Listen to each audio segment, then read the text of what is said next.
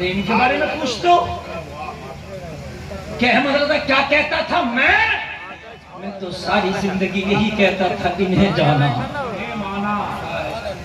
نوجوانوں کام کھول کے سنو، اگر تم فلمی ہیرو سے محبت کرو گے تو سمجھ لو اسی کے ساتھ اٹھائے جاؤ گے، اگر فلمی ہیروئن سے محبت کرو گے اسی کے ساتھ اٹھائے جاؤ گے، جھوٹے سے محبت کرو گے انہی کے ساتھ اٹھائے جاؤ گے، شرابیوں سے محبت کرو گے انہی کے ساتھ اٹھائے جاؤ گے۔ کام کھول کے سنو او میری بہنوں، اگر تم عریانیت والا لباس پہنو گی تو انہی کے ساتھ اٹھائی جاؤ گی۔ کسی کا حشر فلمی ہیروئن کے ساتھ ہوگا، کسی کا حشر ناچنے والی کے ساتھ ہوگا، اور جس نے دنیا کے اندر مصطفیٰ سے محبت کر کے نبی کی غلامی کا پٹا گلے میں ڈالا ہوگا، میدان محشر میں وہ یہی کہہ رہا ہوگا یا رسول اللہ عشق تیرے صدقے جلنے سے چھٹے سستے، جو آگ بجھا دے گی وہ آگ لگائی ہے۔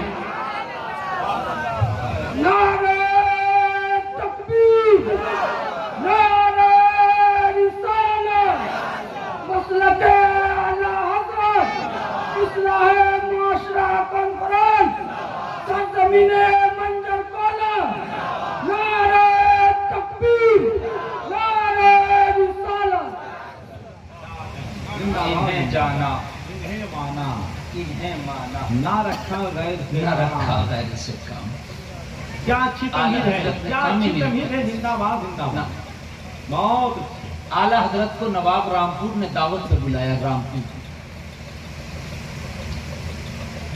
بڑے مولانا تھے، آپ کی بڑی شہرت تھی، جو ہے نیند تو نہیں آ رہی نا؟ آپریٹر صاحب ذرا کچھ بڑھا کے رکھیے، بڑا خوشک میک لگ رہا ہے، تھوڑا سا اچھا میک ہے آپ کا، تھوڑا سا کچھ بڑھا دیجئے۔ اب آپ سنیے، دیکھیں میں الحمدللہ میٹر کی کمی نہیں ہے، میں کچھ بھی چاہوں کسی بھی ٹاپک پہ بول کر کے اپنا وقت پورا کر دوں گا الحمدللہ، مگر میں تھوڑا سا کچھ دینا چاہتا ہوں تو چیک کر رہا ہوں، اگر واقعی یہ چیز آپ کو اچھی لگ رہی ہے دوں گا، نہیں تو پھر میں اپنے ٹاپک پہ آ جاؤں گا جو آپ کو سمجھ میں زیادہ آئے گا۔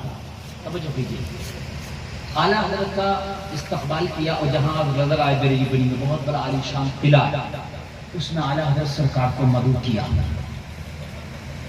انہیں جانا خالی زبان سے نہیں ہے، اعلیٰ حضرت نے میدان عمل میں بھی بتا دیا کہ صرف میں نے مدینے والے کو جانا ہے، صرف مدینے والے کو۔ اعلیٰ حضرت کے استقبال کے لیے اس نے چاندی کی کرسی بنوائی، کائے کی کرسی بنوائی؟ نواب تھا بھائی، چاندی کی کرسی اس کے لیے کوئی مشکل کام نہ تھا، چاندی کی کرسی بنوائی کہ بریلی کے بڑے مولانا احمد رضا جو آ رہے ہیں وہ چاندی کی کرسی پر بیٹھیں گے میرے تخت پر، وہ اپنی چاندی کی کرسی پہ ہوں گے، میں اپنے تخت پر ہوں گا، پھر ان سے سوال قائم کیے جائیں گے اور سارا مجمع گواہ ہوگا، بریلی کے احمد رضا ہمارے سوالوں کے جواب دیں گے۔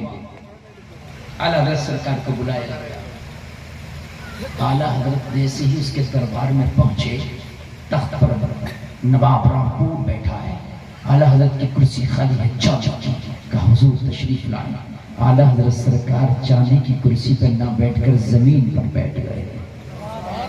کہاں بیٹھ گئے؟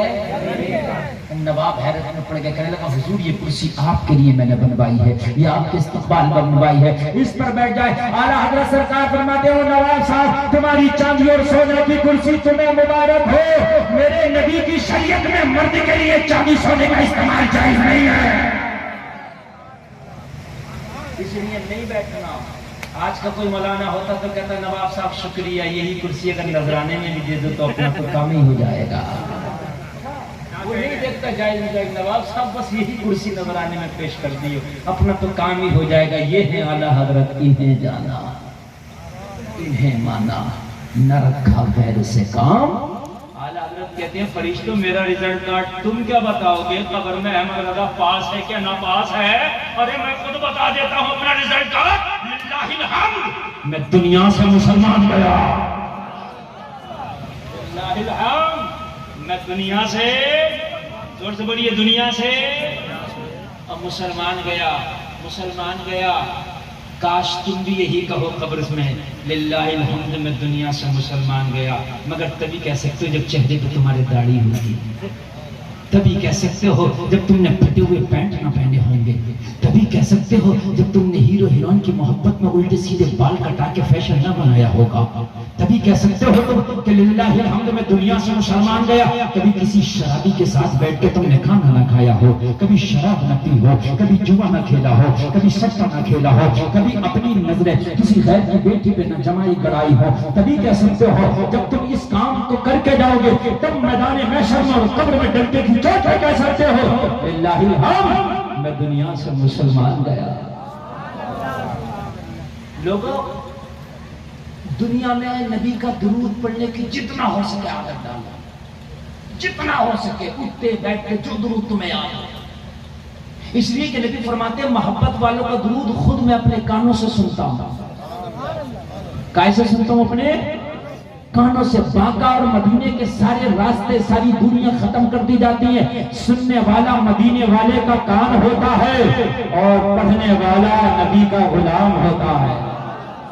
ساری دنیا ختم ہو جاتی ہے۔ اچھا ایک بات بتاؤ، روزانہ کسی کا آواز سنو، روزانہ کسی کا آواز سنو، اس کے آواز کی پہچان ہو جائے گی کہ نہیں ہو جائے گی؟ میرے بھائی بولیے، ہے تیری فیملی میں جتنے بھی ممبر ہو، اگر تیری آنکھ سے پٹی باندھ دیا جائے اور تیرے گھر میں تیرا بھائی کو لا کے کھڑا کر دیا جائے اور وہ بولنا شروع کرے، تیری آنکھ سے پٹی بندی ہوگی، تو کہے گا میرا بڑا بھائی بول رہا ہے، یہ میرا چھوٹا بھائی بول رہا ہے، یہ میرا باپ بول رہا ہے، یہ میری بہن بول رہی ہے، یہ میرا بیٹا بول رہا ہے۔ اس لیے کہ روزانہ ان کی آوازوں کو سنتا ہے تو وہ آواز کی پہچان ہو جائے گی کہ نہیں ہو جائے گی؟ حدیث رسول کہہ رہی ہے، نبی فرما رہے ہیں، جب محبت والا درود پڑھتا ہے تو اس کے درود کو میں خود اپنے کانوں سے سنتا ہوں، سارے فاصلے ختم کر دیے جاتے ہیں۔ ارے جب روزانہ تیرا آواز، تیرا درود میرے نبی اپنے کانوں سے سنیں گے، اور جب تو قبر میں جائے گا فرشتے تجھ سے سوال کریں گے، تو قبر میں جیسے ہی بولے گا نبی فرمائیں گے اور فرشتوں اسی کو بات چھوڑو، میں نے خود ہی سے پہچان لیا ہے، یہ وہ ہے جو روزانہ میرا درود پڑھانا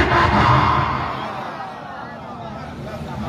جسے نبی پہچان لے اسی کا کام ہو گیا، جسے نبی پہچان لے اسی کا کام ہو گیا۔ اور نبی جب نہیں پہچانیں گے کہ جب تم موبائل میں گانا سنے گا، نبی جب نہیں پہچانیں گے تو اپنے موبائل میں کپل شرما کی کامیڈی سنے گا، نبی تجھے جب نہیں پہچانیں گے تو اپنے موبائل میں جو ہے آئی پی ایل کی دو پاریاں دیکھنے سے پہلے موبائل بند نہیں کرے گا، تجھے نبی تب نہیں پہچانیں گے کہ تم موبائل پہ ڈریم ایلیمنٹ کھیلے گا، نبی تجھے کیسے پہچانیں گے کہ موبائلوں پر پبجی کھیلے گا، نبی تجھے کیسے پہچانیں گے کہ موبائلوں میں جو ہے شاعرانہ اور فحش بنانے والے میسیجز کرے گا۔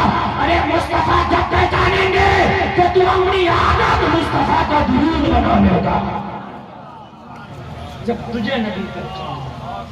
کیا اچھی تحریک ہے، کیا اچھی تحریک ہے، زندہ باد۔ اس سے پہلے نبی تجھے نہیں پہچانا، عشق ہونا چاہیے۔ تم کہتے ہو ہم تو نبی سے محبت کرتے ہیں حضرت، اور کیسے عشق ہوگا؟ تو میں کہوں گا یہی تیری محبت ہے کہ صبح صبح تیرے گھر سے تلاوت قرآن کی آواز نہیں آتی، اگر آوازیں آتی ہیں تو فلمی گانوں کی آوازیں آتی ہیں۔ یہ محبت تو کہہ کے بولا میں محبت کرتا ہوں، تو کہتے ہیں یہی محبت ہے کہ فجر میں مؤذن کہتا حی علی الصلاۃ، اور نماز کی طرف، حی علی الفلاح، اور کامیابی کی طرف، الصلاۃ خیر من النوم، نیند سے بہتر نماز ہے، اور تو میٹھی نیند سو رہا ہوتا کہ یہی محبت ہے۔ اللہ کی قسم یہ محبت نہیں ہو سکتی نا، ہرگز نہیں ہو سکتی۔ محبت میں بتاؤں تجھے کسے کہتے ہیں؟ نبی کا ایک صحابی ہے، نام ہے حنظلہ، کہتے سبحان اللہ۔ نئی شادی ہوئی ہے، دلہن گھر میں آئی ہے حنظلہ کی، پہلی رات ہے، پہلی دلہن سے ملاقات ہے حنظلہ کی، دلہن پاس میں ہے، حنظلہ کے بستر پہ دلہن ہے، دلہن کے بستر پہ حنظلہ ہے۔ ادھر سے اعلان ہو گیا، او نبی کے غلاموں، میدان جنگ میں آج نبی کو تمہاری گردنوں کی ضرورت ہے، تمہاری جانوں کی ضرورت ہے۔ ادھر مدینے کی گلیوں میں اعلان ہوا، حنظلہ نے اپنی بیوی کا بستر چھوڑ دیا اور چھوڑنے کے بعد جنگ کے لیے تیار ہو گئے۔ بیوی نے کہا حنظلہ کیا مجھ سے کوئی خطا ہو گئی، آپ ناراض ہو گئے، آپ میرے بستر سے جدا ہو گئے؟ حنظلہ نے جواب دیا، میری بیوی جب میں نے تم سے نکاح کیا تھا تو وعدہ کیا تھا کہ تمہیں کپڑا دوں گا، روٹی دوں گا، مکان دوں گا، مگر تمہارے وعدے سے پہلے ایک وعدہ میں نے مصطفیٰ سے کیا تھا، یا رسول اللہ اگر اسلام کے لیے ضرورت پڑی تو اپنی گردن دوں گا، اپنی جان دوں گا۔